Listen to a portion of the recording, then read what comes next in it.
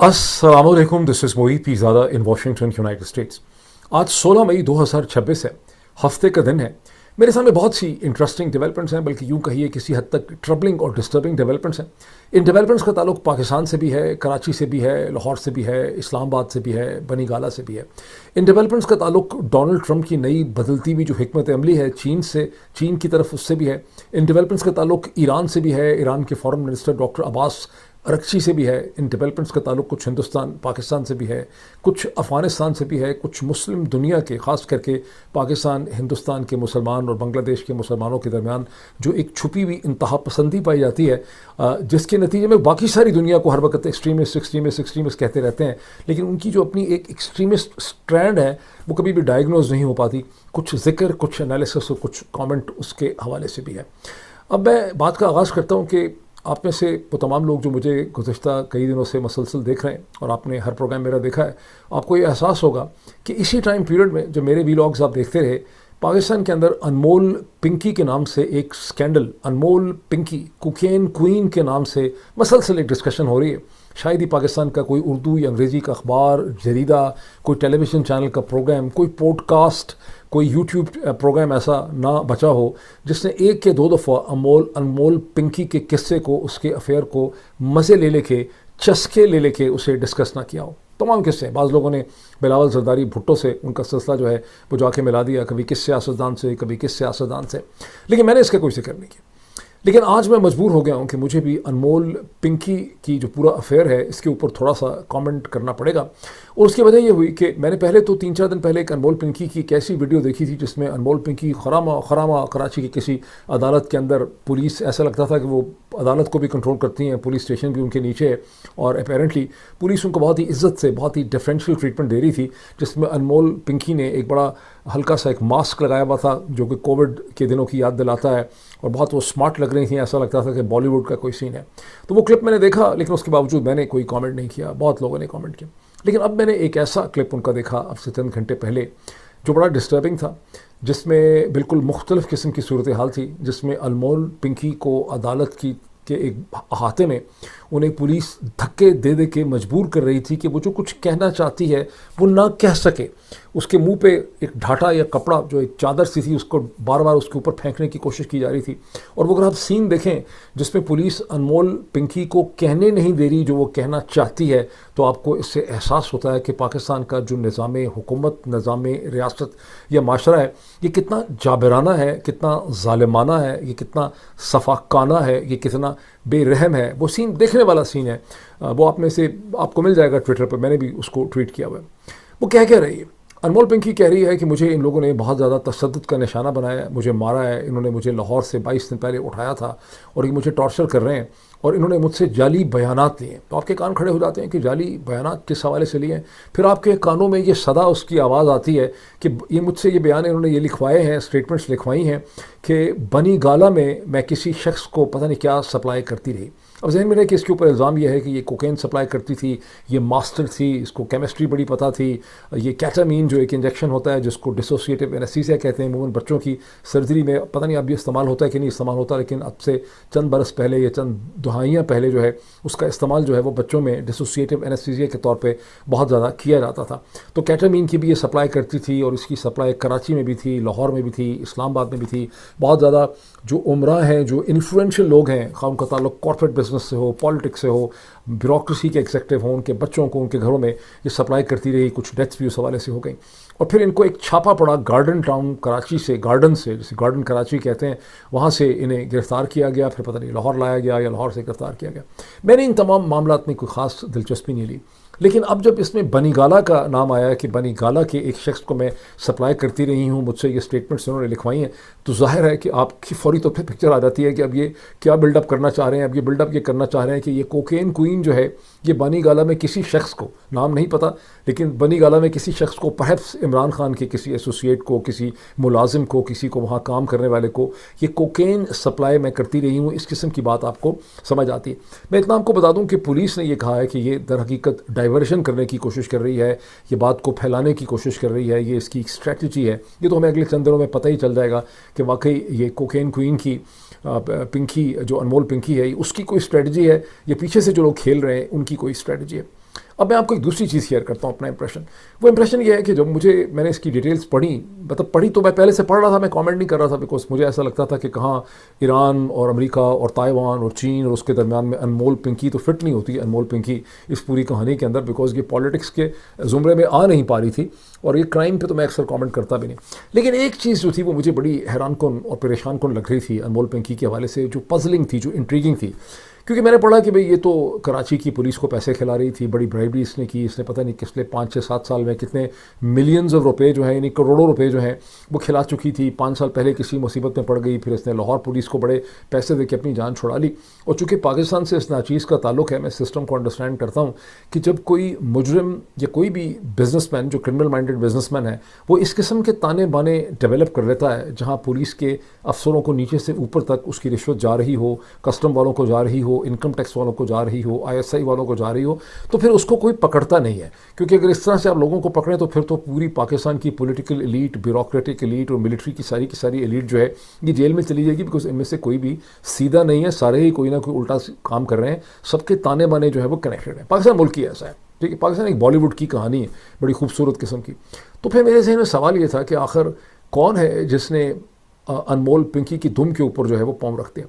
फिर मुझे पता चला थोड़ा सा पढ़ के कि अनमोल पिंकी जो है वो बहुत बड़ी वारदात उसके लिए हुई, और वो ये कि एक फेडरल एजेंसी, पहले तो नाम ना समझ रहा है कि कौन सी फेडरल एजेंसी थी, वो लिखा हुआ बार बार जो दिया जा रहा है कि एक सिविलियन फेडरल एजेंसी। फिर पता चला कि जो सिविलियन फेडरल एजेंसी है ये एंटी नारकोटिक फोर्स ANF है, जो सिविलियन बिल्कुल भी नहीं है और बेसिकली मिलिट्री के कंट्रोल में है, और अमूमन उनके हेड जो है वो एक मेजर जनरल होते हैं। आई एम श्योर अभी भी यही सिचुएशन होगी।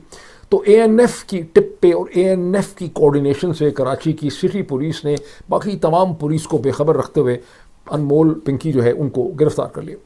अब इस वक्त अनमोल पिंकी को बनीगाला के साथ कनेक्ट करने की जो कोशिश की जा रही है ये आफ्टर थॉट है, यानी पकड़ने के बाद जब सिचुएशन आई है कोकेन की, तब इनके जहन में ख्याल आया। ये शुरू से इनका प्लान ये था कि अनमोल पिंकी को किसी सूरत में जाके बनीगाला के साथ कनेक्ट करना है। ये चीज़ हमें अगले चंद दिनों में पता चल जाएगी और इसके ऊपर अब हमें नज़र रखनी चाहिए, कि बिकॉज अब मामला कोकेन का या अनमोल पिंकी का नहीं रहा, ये मामला अब पाकिस्तान की सियासत का बन चुका है। मैं आपको ये भी बताना चाहता हूँ कि जब मैं पाकिस्तान में था और 2014 से लेकर 2022 का जो टाइम पीरियड है, जब धरने हुए पहली दफ़ा इस्लामाबाद में कॉन्स्टिट्यूशन एवेन्यू में, उसके बाद से मुतादिद दफ़ा मुझे कम अज़ कम भी 3-4 लोग ऐसे थे जिन्होंने बहुत ही एतमाद से मुझे कहा, मुख्तलिफ सोशल गैदरिंग्स में, किसी के डिनर पे, कहीं आगे पीछे मिलते हुए, कि मैं जानता हूँ इमरान खान, मेरे फ़लाँ शख्स के सामने इमरान खान तो कोकेन के सूटे लगाते हैं। मतलब एक कोई कहता था कि मेरे फ़लाँ जानने वाला ने मुझे बताया, उसके सामने थे, और एक आदमी तो मुझे ये भी कह दिया कि मेरे साथ बैठ के उन्होंने सूटे लगाएं। अब बीइंग द जर्नलिस्ट इन मी, आपको पता है कि थोड़ा सा तहकीक करना या इंट्रीग या एक शक की तो जो कैपेसिटी मेरे अंदर पाई जाती है, तो जब भी मेरे सामने कोई इस किस्म की बात करता है जिसको सुन के मुझे लगता है कि बात जान नहीं है, इस पर बात बन नहीं रही, तो फिर मैं एक ड्रिल करता हूँ बहुत पोलाइट तरीके से। वो ड्रिलिंग ये होती है कि ये कब का वाक़या है, ये कहाँ हुआ, कैसे हुआ, आपके साथ कौन था, आप वहाँ कैसे गए, और कौन वहाँ पे था, फिर आपने क्या देखा, कितने बजे का वक्त था, कौन सा दिन था, धूप थी, दोपहर थी, शाम थी। तो जब भी मैंने इस किस्म की लोगों से ग्रिलिंग की है, कब आपने ये सुना, कैसे सुना, किसने आपको बताया, कब ये बनाया, किस साल की, किस महीने की बात है, तो मैंने देखा कि उन तमाम वाक़यात सुनाने वालों में, और ये बड़ी बदकिस्मती की बात है कि पाकिस्तान में लोगों को खुला झूठ बोलने की बेइंतहा आदत है। बहुत बड़ी बीमारी है ये, एक तरह का नेशनल आप कह लें कि एक कौमी किस्म की बीमारी है कि लोग झूठ बोलते हैं, बेशर्मी से झूठ बोलते हैं। तो लोग ये कहते रहे। फिर इमरान खान के बारे में था कि जब गिरफ़्तार कर लिया इमरान खान को 5 अगस्त को, तो एक बहुत ही वेल कनेक्टेड साहब ने मुझे कहा कि वो ये कहते हैं, मैंने उनसे पूछा कि इनके क्या इरादे हैं, मार तो नहीं देंगे, तो उन्होंने कहा वो कहते हैं कि तो कोकेन पे इतने हैं कि ये तो हफ्ते 10 दिन में जब इसको कोकेन नहीं मिलेगी तो ये सीधा हो जाएगा, माफ़िया मांगेगा, हाथ जोड़ेगा। अब वो 5 अगस्त 2023, 5 अगस्त 2024, 5 अगस्त 2026 आने लगी है, तो आप देख लें कि क्या मतलब सूरत हाल है, वो कैसे इनके सारे मफरूज़े गलत साबित हो गए। अनलेस कि आप ये कहें कि सेक्टर कमांडर साहब या कर्नल साहब खुद जो हैं वो इमरान खान को वहाँ पे कोकेन प्रोवाइड करते हैं, तो फिर तो पिंकी को पकड़ने की ज़रूरत ही नहीं थी। अभी जो भी सूरत हाल बनाना चाह रहे हैं ये अगले चंद दिनों में क्लियर हो जाएगी। ज़रूरत इस चीज़ की है कि हम तमाम लोग इसके ऊपर नज़र रखें और देखें कि बेचारी पिंकी के साथ जो है वो क्या हो रहा है। एक मैंने चीज़ पाकिस्तान तहरीक इंसाफ की मुझे बहुत मज़े की लगी, और वो ये है कि बहुत ही कम है कि पाकिस्तान तहरीक इंसाफ के लीडर्स कोई स्मार्ट सवाल करते हैं, कोई इंटेलिजेंट किस्म की चीज़ उठाते हैं। बेचारे बस डरे रहते हैं, परेशान रहते हैं। बहरहाल एक MNA है उनके, आदिल खान बाज़ाई, बिल्कुल सही, आदिल खान बाज़ाई, मेरे ख्याल बलोचिस्तान से MNA है। उन्होंने बहुत ही इंटरेस्टिंग सवाल उठा दिया नेशनल असम्बली की डिबेट में। ख्वाजा आसिफ साहब की वजह से ये डिबेट छिड़ी हुई थी, जिन्होंने ये कहा कि खैबर पख्तूनख्वा की जो पीटीआई की गवर्नमेंट है वो दहशत गर्दों के साथ मिली हुई है, इसलिए वहाँ पे इतनी दहशत गर्दी हो रही है, वरना दहशत गर्दी वहाँ पे इतनी कैसे होती। अब आदिल खान साहब ने सवाल उठाया है ख्वाजा आसिफ साहब से और बाकी लोगों से, उन्होंने कहा कि बलोचिस्तान में फिर कौन करवा रहा है दहशत गर्दी, वहाँ तो के पीक में हमारी तो पीटीआई की हुकूमत नहीं है, वहाँ तो खर्चा भी बहुत हो रहा है, वहाँ तो इख्तियारात भी बहुत ज़्यादा हैं, तो बलोचिस्तान में दहशत गर्दी कैसे हो रही है, वहाँ दहशत गर्दी कौन करवा रहा है, अगर खैबर पख्तूनख्वा की हुकूमत खैबर पख्तूनख्वा में दहशत गर्दी करवा रही है। इसके साथ ही मैं आपको याद करवाऊंगा कि अब से बहुत हफ्ते पहले बीएलए ने ये कहा था कि उन्होंने 7 पाकिस्तानी फ़ौज के जवान जो हैं उन्होंने अगवा कर लिया है, वो उनको मार डालेंगे, उनकी डेडलाइन उन्होंने दे दी थी। मैं अभी देख रहा था किसी ने कमेंट किया है कि आपने उसके बाद कमेंट नहीं किया। मैंने वैसे आज तक उसके बाद सुना नहीं, ना बीएलए की तरफ से कोई क्लेम मैंने सुना, ना पाकिस्तान की फ़ौज की तरफ से मैंने कोई क्लेम सुना। मैंने अपना एक एनालिसिस ये दिया था जब पाकिस्तान की फ़ौज की एक खबर आई थी कि बहुत एक्टिवली वो उन्हें सर्च कर रहे हैं, तो मैंने ये कहा था कि इसका मतलब ये है कि इनकी एक डील हो गई है, ज़ाहिर है पाकिस्तान एक जिसको बिहाइंड द सीन डील कहते हैं, और बीएलए कभी भी पाकिस्तानी फ़ौज के अफसरों को इस तरह से एक्सिक्यूट नहीं करेगी, बिकॉज फिर फ़ौज के पास भी बीएलए के बहुत से लोग हैं, वो भी उनको उसी तरह से एक्सिक्यूट कर सकते हैं।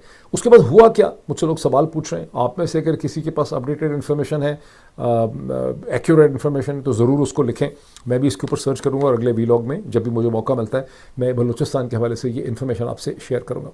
आई इससे पहले कि मैं ईरान की तरफ चलूँ, डॉक्टर अब्बास अरगची की तरफ चलूँ, अफ़गानिस्तान के तालिबान की तरफ चलूँ, हिंदुस्तान पाकिस्तान की तरफ चलूँ, हम अपनी दुनिया की सबसे हरदिल अजीज़ शख्सियत जो है अमेरिका के सदर डोनाल्ड ट्रंप की थोड़ी सी खबर ले लें। डोनाल्ड ट्रंप ने एक नया शोशा छोड़ दिया अमेरिका में, जिससे अमेरिका की जो पुरानी पॉलिटिकल इस्टेब्लिशमेंट और military establishment, foreign policy establishment है, उसके छक्के छुटके हैं, बहुत परेशान हो गए। वो ये है कि उन्होंने फॉक्स टेलीविज़न को इंटरव्यू देते हुए जैसे ही वो पहुँचे हैं, पता नहीं जहाज़ में दिया इंटरव्यू, कहाँ दिया, पर मैंने उसका क्लिप देखा है तो लग तो रहा है ज़मीन पे ही दिया है। और उस पर उन्होंने ये कहा है कि ताइवान का प्रॉब्लम, उनसे पूछा गया कि ताइवान का डिफेंड करेगा अमेरिका के नहीं अगर चीन ने हमला कर दिया। ये बड़ा एक नैरेटिव है अमेरिका का कि ताइवान पे चीन हमला करने वाला है, और ये तकरीबन 10-15 साल से कहानी चल रही है कि हमला करने वाला है, हमला करने वाला है, हमला करने वाला है। जिस तरह से ईरान न्यूक्लियर डिवाइस बनाने वाला था 2 हफ्ते में, 1 हफ्ते में, 3 दिनों में, 4 दिनों में, इसी तरह से चीन भी ताइवान पर हमला करने वाला है।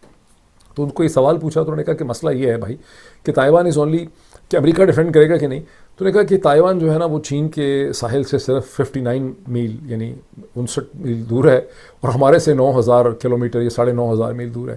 तो इसका मतलब उन्होंने ये तो नहीं कहा कि हम जाके डिफेंड नहीं कर सकते, उनका मतलब ये था कि भाई जोग्राफिया बता रहा है कि हम ताइवान का डिफेंड जो है वो नहीं कर सकते। और उन्होंने कहा कि प्रेसिडेंट शी ने भी मुझसे ये सवाल पूछा है कि क्या हम आके डिफेंड करेंगे ताइवान पे अगर चीन हमला कर देगा। ये पॉइंटेडली उन्होंने कहा कि मुझसे सवाल पूछा है प्रेसिडेंट शी ने, तो कहा कि मैंने उनको भी जवाब नहीं दिया। और दुनिया में सिर्फ एक शख्स है जिसको इसका जवाब पता है, और वो मैं हूँ। ये मुझे पता है कि मैंने क्या करना है उस स्टेज के ऊपर, लेकिन मैंने इसका जवाब किसी को नहीं दिया, प्रेसिडेंट शी को भी नहीं दिया। अब मैं आपको थोड़ा सा बैकग्राउंड बता दूँ, आप इससे अक्सर लोग तो खैर इसको जानते होंगे कि ताइवान जो है वो असल चीन हुआ करता था लीगली स्पीकिंग।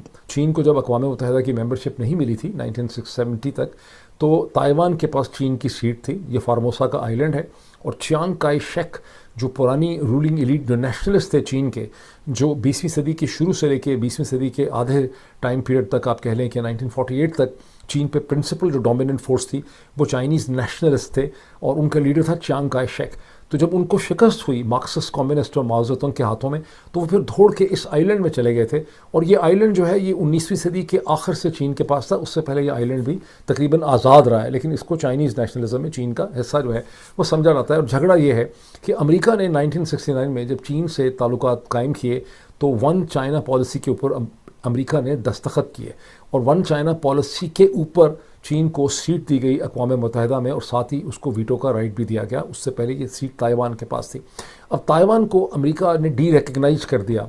ताइवान को America as a nation state recognise नहीं करता। अमेरिका की डिप्लोमेटिक रिलेशनशिप नहीं है ताइवान के साथ। ट्रेडिंग रिलेशनशिप है, बिजनेस रिलेशनशिप है, कल्चरल रिलेशनशिप है, बहुत क्लोज रिलेशनशिप है, मिलिट्री रिलेशनशिप है, प्रॉपर डिफेंस पैक्ट नहीं है, बेतहाशा असला दिया, लेकिन ताइवान एक रिकग्नाइज कंट्री नहीं है अमेरिका के हिसाब से। अब चीन की हुकूमत शी जिनपिंग कहती है कि जो अभी $11 बिलियन का असला ताइवान मांग रहा है वो अमेरिका ताइवान को ना दे, और डोनाल्ड ट्रंप ने इसका फैसला करना है। अब डोनाल्ड ट्रंप ने इसको भी एक डील में कन्वर्ट कर दिया है। डोनाल्ड ट्रंप ये इंदिया दे रहे हैं कि चीन अगर उनकी कोई बात मानेगा, ये पता नहीं वो चीन से क्या मांग रहे हैं, तो फिर वो ताइवान को हो सकता है ये असला ना दें, और इसका उन्होंने अगले चंद दिनों में फैसला करना है। इस वक्त सबसे बड़ी जो सरदर्दी या दर्द सर्दी जो भी है, सरदर्दी प्रॉब्लम है डोनाल्ड ट्रंप के लिए, वो ईरान का मसला है। और अभी आपके सामने और भी बहुत से इश्यूज़ हैं जिसमें यूनाइटेड नेशन सिक्योरिटी काउंसिल की रेजोल्यूशन भी। अब ये हमें पता चलेगा अगले 3 दिनों में या 4 दिनों में कि डोनाल्ड ट्रंप चीन के साथ ताइवान के ऊपर क्या डील करने की कोशिश कर रहे हैं। अब चूँकि जिक्र हो गया ईरान का, तो अब आए ईरान के फॉरेन मिनिस्टर डॉक्टर अब्बास अरगची की तरफ। फ़र्स्ट ऑफ ऑल तो कहना बहुत ज़रूरी है कि डॉक्टर अब्बास अरगची बहुत ही पढ़े लिखे, मॉडर्न, इंतहाई यानी सिविलाइज्ड कैरेक्टर हैं, बहुत ही सक्सेसफुल। इस वक्त दुनिया में जितने भी फॉरेन मिनिस्टर्स हैं उनमें सबसे ज़्यादा one of the most important foreign minister जो है वो डॉक्टर अब्बास अरगची हैं, जिसका मज़हर और जिसका जो मैनिफेस्टेशन जो है वो हमने देखी गुज़श्ता 48 घंटों में, जब 2 दिन ब्रिक का समिट होता रहा दिल्ली में हिंदुस्तान के अंदर। वहाँ सबसे important well sought after media के लिए जो इंटरेस्टिंग फॉरेन मिनिस्टर थे जिनका सारा मीडिया ताकुब कर रहा था वो डॉक्टर अब्बास अरगची थे। बहरहाल एक वीडियो क्लिप आप में से अक्सर लोगों ने देखा होगा, अगर आपने देखा नहीं तो मैं आपको डिस्क्राइब करता हूँ, मेरे ट्विटर हैंडल पर जाके देख सकते हैं, जिसके ऊपर पूरी दुनिया में इस वक्त बहुत चर्चा हो रहा है। जहाँ पे आप देखते हैं कि डॉक्टर अब्बास अरगची जो है वो एक खातून डिप्लोमेट जो है वो उनसे हाथ मिलाने की कोशिश करती हैं, उनके करीब आती हैं, she really is very eager, वो अपना हाथ आगे बढ़ाती हैं और उनके बिल्कुल ऑलमोस्ट टच करती हैं, लेकिन डॉक्टर अब्बास अरगची जो है पीछे हट जाते हैं, बदतमीज़ी नहीं करते, लेकिन यह है कि वो बहुत पोलाइटली एक एक्सक्यूज़ देने की कोशिश करते हैं, स्माइल देते हैं, उनको बताते हैं कि मैं आपसे हाथ नहीं मिला सकता, which is in fact the state policy of Tehran की जो इस्लामिक क्लरिकल इस्लामिक गवर्नमेंट है, Islamic Republic of Tehran Iran की, ये उसकी स्टेट पॉलिसी है कि उनके जो एग्जेक्टिव्स हैं जो उनको रिप्रेजेंट करते हैं स्टेट को, वो औरतों के साथ हाथ नहीं मिला सकते। अब इसको यहाँ जहन में रखें। अब मैं आपको एक 2019 के फरवरी का किस्सा सुनाता हूँ। पुलवामा हो चुका हुआ था 14 फरवरी 2019 को, लेकिन उसके चंद दिन के बाद मैं 19 फरवरी को या 18 या 19 फरवरी को मैं चंद पाकिस्तानी सहाफ़ियों के साथ पहुँचा देन हेग में, जहाँ पे एक पैलेस में इंटरनेशनल कोर्ट ऑफ जस्टिस में ट्रायल था। ये सेकंड हेयरिंग थी, लेकिन फ़ाइनल हेयरिंग थी, जिसमें हिंदुस्तान और पाकिस्तान ने 2 दिन अपने मसलसल आर्गूमेंट दिए। कुलभूषण जाधव के हवाले से आपको पूरा केस आपके जहन में आ जाएगा। और वहाँ पर जब ये प्रोसीडिंग इसकी शुरू हुई तो इससे पहले कि दोनों साइड के हर्ष पता नहीं सलवे उनके वकील थे और हमारे एक ब्रिटिश थे जिनका मैंने बाद में इंटरव्यू भी किया था। तो इससे पहले कि ये लीगल आर्गूमेंट्स होते, हिंदुस्तान के एम्बेसडर ने चंद कमेंट्स दिए और पाकिस्तान की तरफ से मेरा ख्याल है कमेंट्स दिए। अनवर कमाल, क्या नाम उनका है, सॉरी मैं उनका exact, Anwar Mansoor, I am so sorry, Anwar Mansoor Khan sahab उस वक्त पाकिस्तान के अटर्नी जनरल थे। अनवर मंसूर खान साहब ने कमेंट्स दिए। उस स्टेज पे जब अनवर मंसूर साहब सामने से उतर रहे हैं, ये जा रहे हैं डाइस की तरफ, तो हिंदुस्तान के एम्बेसडर और जो उनके साथ उनका आमना सामना होता है और अनवर कमाल साहब जो हैं, अनवर मंसूर खान साहब जो हैं, वो अपना हाथ आगे बढ़ाते हैं उनसे हाथ मिलाने के लिए, लेकिन हिंदुस्तान के एम्बेसडर जो हैं वो बिल्कुल जो है ना एक बिल्कुल सीरियस तरीके से, जिसको आप बदतमीज़ी कह सकते हैं, उनसे हाथ नहीं मिलाते या हट जाते हैं, पीछे चल पड़ते हैं। और उस वक्त जो इंडियन साइड है, अच्छा ये इस तरह से हॉल था जिसमें हम बैठे हुए थे कि अगर मैं इस तरह से आपको फेस कर रहा हूँ तो लेफ़्ट साइड पे पाकिस्तान की साइड बैठी हुई थी सब, अलॉन्ग विद द लॉयर्स, बहुत से मीडिया के भी कुछ लोग थे और भी बहुत से लोग थे, गवर्नमेंट के बहुत से लोग आए हुए थे, और राइट साइड पे इंडियन डेलीगेशन उनकी टीम बैठी हुई थी, और फिर और भी ज़ाहिर लोग थे, यूरोपियन थे, शहर के लोग थे, बहुत सी लीगल कम्युनिटी के लोग थे, और सामने में ख्याल है 15 या 17 जज साहिबान बैठे हुए थे। तो जो इंडियन साइड थी वहाँ पर एक सप्रेस्ड गिगल, जिसे एक सप्रेस्ड लॉफ्टर कहते हैं, वो सीन था। पाकिस्तानी साइड पे बहुत ज़्यादा गुस्सा था, बिकॉज एक सेंस ऑफ शॉक था, एक बेइज्जती की फीलिंग थी कि देखें ये बेइज्जती की गई। ये इनफैक्ट उस वक्त इंडियन गवर्नमेंट की पोजीशन थी पुलवामा के बाद के पाकिस्तानियों से, या उससे पहले चली आ रही थी कि पाकिस्तानियों से जो है वो हाथ नहीं मिलाने। जब हम वहाँ से बाहर निकले तो इंटरनेशनल मीडिया ने इसको बड़ा कंडेम किया। लोगों ने इंडियन जो जर्नलिस्ट थे उनसे पूछने की कोशिश की कि इस किस्म की बदतमीज़ी जो है ये इंडियन एम्बेसडर जो है उन्होंने क्यों की है, और इंडियन जो मीडिया के लोग थे वो मुख्तलिफ़ किस्म की आएँ बाएँ शाएँ करके उसकी डिफरेंट किस्म की एक्सप्लेनेशन देते रहे।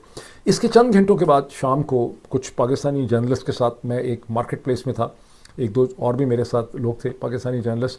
तो गीता मोहन एक इंडियन जर्नलिस्ट हैं जिन्हें हम लोग जानते थे बिकॉज वो पाकिस्तान बहुत आती, तो उन्होंने हमें देखा, उन्होंने कहा हाय वी आर जस्ट, वो वहाँ से निकली तो उन्होंने कहा कि just join us we are having food. तो हम उनके साथ गए, आगे देखा कि हिंदुस्तान के जो एम्बेसडर थे हेग में वो भी बैठे हुए थे। तो मैंने उनको देखा, तो मैंने उनको स्माइल देके सलाम किया दूर से। मैंने कहा कि अब आपसे हाथ तो हम नहीं मिला सकते पाकिस्तानी।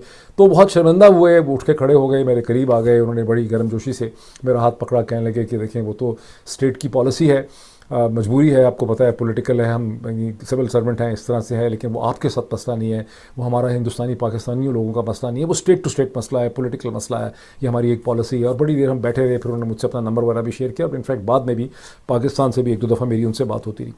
डॉक्टर अब्बास अरगची ने जो किया वो ईरान की स्टेट पॉलिसी है। ये इस्लाम नहीं है, ये ईरान की स्टेट पॉलिसी है। ये डॉक्टर अब्बास अरगची, चूँकि आपने देखा ही है कि मैं अब मेरा अमेरिकन ईरानियन कम्युनिटी के साथ बहुत ज़्यादा इंटरेक्शन है। यहाँ बहुत से लोग ऐसे हैं जो डॉक्टर अब्बास अरगची को पर्सनली जानते हैं। मैं हो सकता है उनमें से किसी का इंटरव्यू भी करूँ। डॉक्टर अब्बास अरगची एक इंतहाई सिविलाइज, इंतहाई मॉडर्न आदमी है। ये उनकी वैल्यूज़ भी नहीं है। और अगर ईरान में इस किस्म की हुकूमत ना हो, ईरान में और किस्म की हुकूमत हो, तो ज़ाहिर है ये सीन भी हमारे सामने ना आता। ठीक, अब इसके ऊपर मैंने एक ट्वीट किया, मैंने लिखा कि ये एक अननेसेसरी चीज़ हुई है बट लेकिन अब्बास अरगची का ये पॉलिटिकल प्रॉब्लम है। 2 मैंने लाइनें लिखी। उसके बाद मैंने थोड़ी देर के बाद देखा कि वहाँ पर बेतहाशा पाकिस्तानी जो हैं और ज़्यादातर वो पाकिस्तान में ही हैं, वो वहाँ पे लिख रहे हैं कि ये तो जनाब वैल्यूज़ हैं हर एक की, बाकी मुस्लिम वैल्यूज़ जो हैं और इस्लाम की वैल्यूज़, मुस्लिम वैल्यूज़ और ईरान की जो वैल्यूज़ हैं उनकी दुनिया को रिस्पेक्ट करनी चाहिए। दुनिया कौन होती है ये बताने वाली और फलां बताने वाली। सो उन्होंने ईरान की और तेहरान की जो इस्लामिक क्लैरिकल रजीम है उसकी जो स्टेट पॉलिसी है उसको उन्होंने इस्लाम के साथ जोड़ दिया। ये पाकिस्तानी जो मुसलमान हैं, हम लोग जो हैं, मैं तो नहीं उनमें शामिल, लेकिन ये पाकिस्तानी मुसलमानों का ये एक बहुत बड़ा प्रॉब्लम है, मेंटल प्रॉब्लम है ये, और इस मेंटल प्रॉब्लम से निकल नहीं पा रहे। और ये मेंटल प्रॉब्लम हमेशा नहीं था। मैं आपको बहुत वसूख से कहता हूँ कि 1950s में नहीं था, ये 60s में नहीं था, ये 70s में शुरू हुआ है। फिर जनरल ज़ियाउल हक का जो इस्लामिक सारा कुछ था, इस्लामाइजेशन थी, उसके बाद जो एजुकेशनल सिस्टम बनाया गया है, जो मीडिया बनाया गया, जिस तरह से ट्रेनिंग दी गई, जिस तरह से प्रोपेगेंडा किया गया, जनरल ज़ियाउल हक की ज़ाती सियासी ज़रूरियात को पूरा करने के लिए क्लैशनकोफ कल्चर लाया गया। उसके बाद ये नई कन्फ्यूज़ पौध पैदा हुई है जो हर किस्म की चीज़ को, इंतहा पसंदी को इस्लाम के साथ जोड़ देती है। और इन्होंने इस्लाम को बदनाम करने में दुनिया के सामने, और ये 3 ममालिक हैं जहाँ पर ये प्रॉब्लम और बीमारी बहुत ज़्यादा है। एक पाकिस्तान में, दूसरा बांग्लादेश के अंदर, और तीसरा जो है वो हिंदुस्तानी मुसलमानों के अंदर ये प्रॉब्लम बदरजा पाया जाता है। आपको मशरक़ वस्ता के अक्सर ममालिक में इस किस्म के ज़ीलट्स जो हैं वो नहीं मिलेंगे। वहाँ की हुकूमतों ने वैसे भी इनको अच्छी तरह से मैनेज करके रखा। ये जो सारी कहानी सुनाते हैं, इसके साथ दूसरी कहानी देखें अफ़गान तालिबान की। अफ़गान तालिबान से पहले जो 20 बरस गुजरे अफ़गानिस्तान के अंडर द अमेरिकन ऑक्यूपेशन, उसमें अफ़गान औरत को आज़ादी मिली। अफ़गान बच्चियाँ हज़ारों लाखों की तादाद में स्कूल जाती थीं, कॉलेजेस में जाती थीं, यूनिवर्सिटीज़ में जाती थीं। अफ़गान औरत जो थी वो एक कमर्शियल ज़िंदगी का, गवर्नमेंट का, एग्जेक्टिव लाइफ का हिस्सा थी।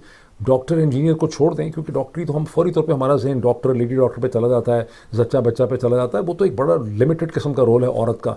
अफ़गान हुकूमत जो थी उसमें औरतें एग्जेक्टिव रोल के ऊपर थीं, पॉलिटिशियन थीं, उनकी जो भी डिसीजन मेकिंग बॉडीज़ थी उसमें हर जगह औरतों की एक प्रेजेंस थी, मीडिया में थी, सब कुछ हो रहा था। उसके बाद तालिबान की फतह हो गई। इसमें बड़ा इंटरेस्टिंग, मैं ट्वीट पर आपको अगली वीडियो में दिखाऊँगा अपने, जो मैंने किया था उस वक्त 2021 में। और लेकिन बहरहाल तो तालिबान ने, उसके बाद ये सूरत हाल पैदा हो गई।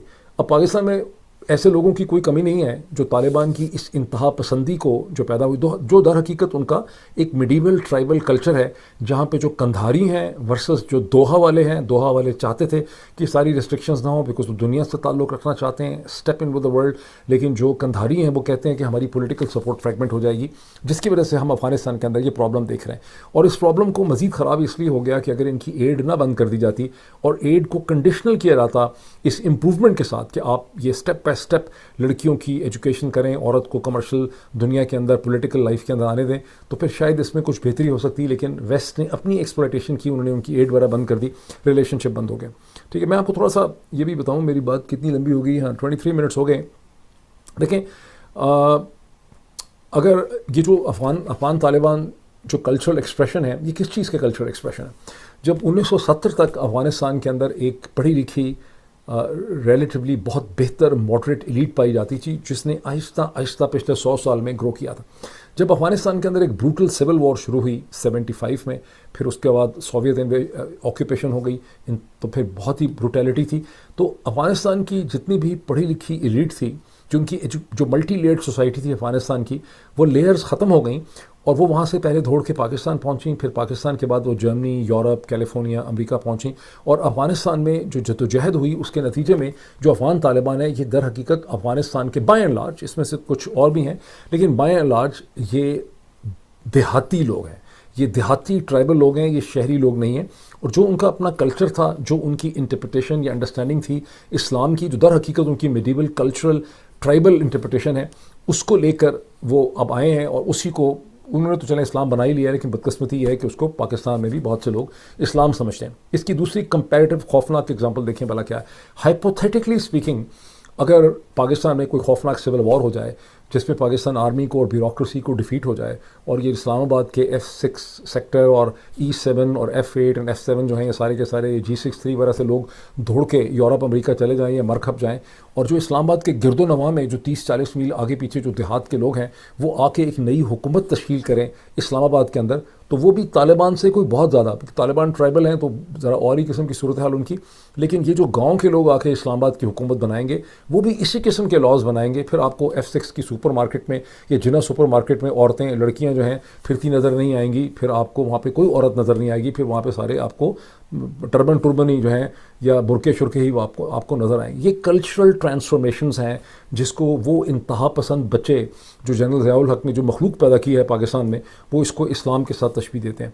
मज़हब के दो कम अज़ कम हम उसको तरीके से क्लासीफाई कर सकते हैं, एक चीज़ उसका सब्सटेंस, उसकी स्पिरिट है, उसकी रूह है, और दूसरी चीज़ उसके रिचुअल्स हैं। जो रिचुअल्स हैं उसमें जो रिचुअल्स हैं, जो उसकी स्पिरिट है, उसमें जो इस्लाम की जो स्पिरिट है उसमें तो जस्टिस है, इक्विटी है, इक्वालिटी है, इक्विटी है, अदल है, इक्वालिटी है, बराबरी है, इंसाफ है। ये बेसिक हर रेवोल्यूशन, हर मज़हब जो है वही वैल्यूज़ लेके आता है। जो रिचुअल्स हैं वो क्या है? रिचुअल्स ये हैं कि इबादत करने का क्या तरीका है, खाना खाने का क्या तरीका है, कपड़े फ़लाँ किस्म के पहनने का क्या तरीका है, ईद का क्या तरीका है, नमाज जनाजा का क्या तरीका है, फ़लाँ चीज़ का क्या तरीका है, टॉयलेट जाने का क्या तरीका है। अगर आप यूट्यूब पे थोड़ी सी सर्च करें तो आपको बाज़ ऐसी पाकिस्तानी ओरिजिनल ख़वातीन मिलेंगी जिन्होंने निकाब भी पहना हुआ है और वो बता रही हैं कि इस्लाम में बिस्तरी करने का क्या तरीका है, सेक्स करने का क्या तरीका है, राइट से क्या करना है, लेफ़्ट से क्या करना है, ये सब कुछ भी इस्लाम के नाम पे वहाँ पे बताया जा रहा है। तो ये बेसिकली रिचुअलिस्टिक कम्युनिटीज़ हैं डिफरेंट किस्म की। लेकिन जो प्रॉब्लम है पाकिस्तानी मुसलमानों का वो ये है कि ये जो रिचुअलिस्टिक एक्सट्रीमिस्ट हैं, जो एक माइनॉरिटी कम्युनिटीज़ हैं, ये 10% हैं, ये 15% हैं, इनके सामने खड़ा कोई नहीं होता। किसी को ये हिम्मत नहीं है, इनके सामने लोग सरेंडर कर देते हैं, जिसकी वजह से ये अपने आप को इस्लाम और मुसलमान कहने लग जाते हैं। जो यूरोप की एनलाइटनमेंट का जो बहुत बड़ा फ़र्क हुआ, जो एनलाइटमेंट का एरा आया है 15वीं 16वीं 17वीं सदी के बाद, कि कोई क्रिश्चियन डिनोमिनेशन अब दूसरी क्रिश्चियन डिनोमिनेशन को ये नहीं कह सकती कि तुम क्रिश्चियन नहीं हो। अभी सारे क्रिश्चियन हैं, उनके सबके डिफरेंसेस हैं, वो डिफरेंट हैं आपस में। ये एक कम्युनिटीज़ हैं, इंतहा पसंदों की एक कम्युनिटी है। लेकिन चूँकि पाकिस्तानी मुसलमानों में इतनी मॉरल करेज नहीं है कि वो इनको खड़े होकर कह सकें, या बांग्लादेश में है वैसे, मतलब बांग्लादेश की सिचुएशन पाकिस्तान से बहुत डिफरेंट है। वहाँ पे इस किस्म का एक बांग्लादेश में इस किस्म की हिम्मत है लोगों के अंदर कि वो इनको कह सकते हैं कि तुम रिचुअलिस्टिक हो, तुम इंतहा पसंद हो। लेकिन अभी मैं आपको मसलसल जो थीम बिल्डअप कर रहा हूँ गुज़श्ता चंद दिनों से, और ये इसीलिए इंपॉर्टेंट है, अब मगरिब के अंदर लिबरलिज़म को डिफीट हो रही है। कि सारे अल्ले तल्ले जो चल रहे थे गुज़श्ता 10, 15, 20 बरस से, जहाँ आप मसलसल यूरोप को और बरतानिया को और अमेरिका को लेक्चर दे रहे थे कि हमारी वैल्यूज़ हैं, तुम्हें हमारी वैल्यूज़ की बड़ी परवाह करनी पड़ेगी, यकीन माने ये हनीमून ख़त्म होने वाला है। इसलिए आप में से जो लोग यूरोप में हैं, बरतानिया में हैं, ऑस्ट्रेलिया न्यूजीलैंड में हैं, कनाडा में है, अमेरिका में, आप लोग थोड़ा सा अपना किबला दुरुस्त करें। और ये जो एक्सट्रीमिस्ट आपके सफ़ों में पाए जाते हैं, इनको शटअप कॉल दें और इनको बताएं कि तुम्हारा ज़ाती मसला है, we are prepare to live up to your problem, लेकिन don't define our selves along with you.